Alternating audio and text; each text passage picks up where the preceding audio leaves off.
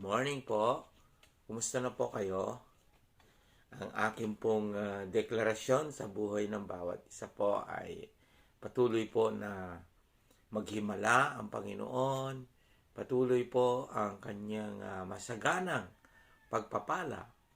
Anuman yung pangailangan po ay naniniwala po tayo na ang Panginoong Hesus ang katugunan sa buhay ng bawat isa po sa atin.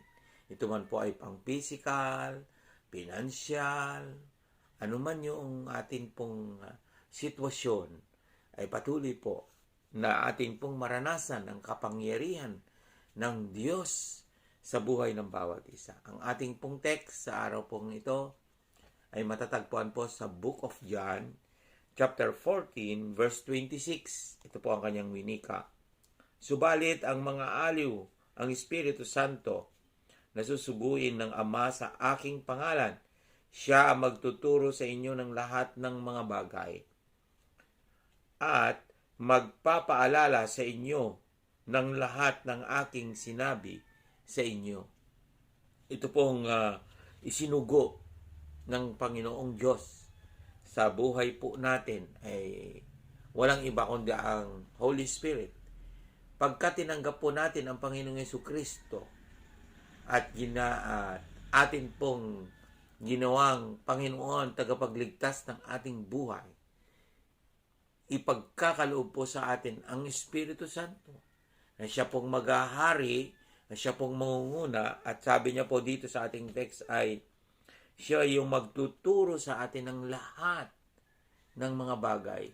Sa buhay po natin, napakahalaga po na merong nagtuturo. Sapagkat sa oras na tayo po ay nagbabasa ng kanyang salita, nagme-meditate, ipinaalam po niya yung kalooban ng Diyos Ama, ng kalooban ng Panginoong Jesucristo sa atin pong mga buhay. Sapagkat yung kalooban niya po ay the best, at sa buhay po natin ay talaga pong masasabi natin na, wow, talagang ang Diyos ay napakabuti. Mamamangha po tayo sa pagkilos ng kanyang kaluwalhatian.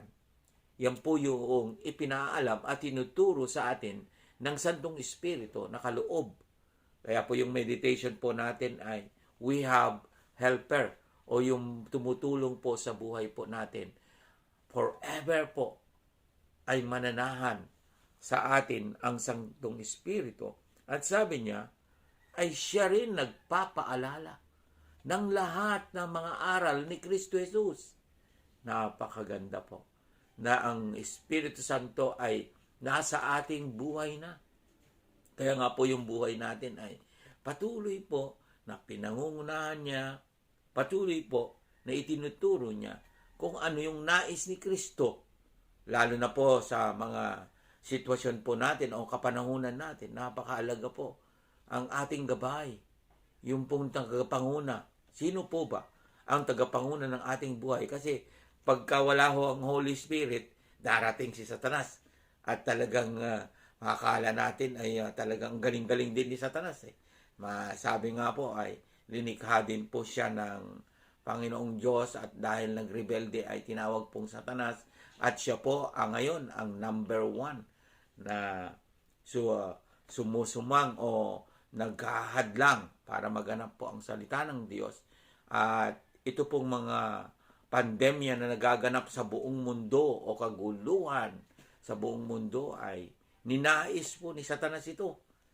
Ang Lord naman po, ang ninais niya ay mapayapang buhay, magandang buhay, masaganang buhay. At tayo po ay ginagabayan ng Santong Espiritu, kaya huwag tayong mag-alala. Dahil meron tayong dakilang tagapagturo na siyang nagpapaalala sa atin. Pag tayo po'y nalulungkot, nandyan po ang Santong Espiritu na siyang mga aliw natin, at sasabihin niya, inaaliw niya tayo sa pamamagitan ng mga promises ng Lord Jesus. At sinasabi niya, huwag kang mag-alala. Si Kristo ay hindi nagbabago. Ngayon, magpakailanman. Noon, ngayon, at magpakailanman.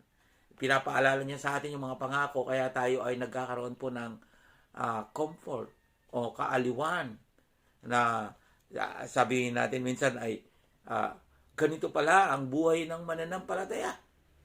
Kasi hindi mo pwedeng gawin yung mga pamaraan ng mundo. Hindi pwedeng makipag-away. Dahil sabi ni Lord ay mahalin mo ang iyong kaaway. Hindi ka pwedeng magsalita ng hindi maganda sapagkat sabi niya ay ang iyong salita ay kakainin mo ang bunga niya. Gayon pa man po, napakaganda na nasa atin ang Espiritu Santo at ipinapaalala po sa atin lahat kung ano po yung pinagkaloob ng Diyos para sa buhay po natin.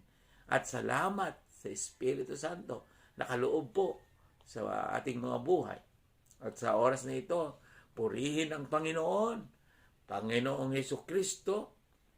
Salamat dahil sa Kanya, pinagkalooban tayo ng dakilang tagapagturo at tagapagpaalala, walang iba kundi ang Espiritu Santo. Tayo po yung manalangin. Salamat po, Panginoong Yesus. Salamat po sa Santong Espiritu na ipinagkaloob nyo sa amin. Sa pangalan ni Jesus, Amen. God bless you all.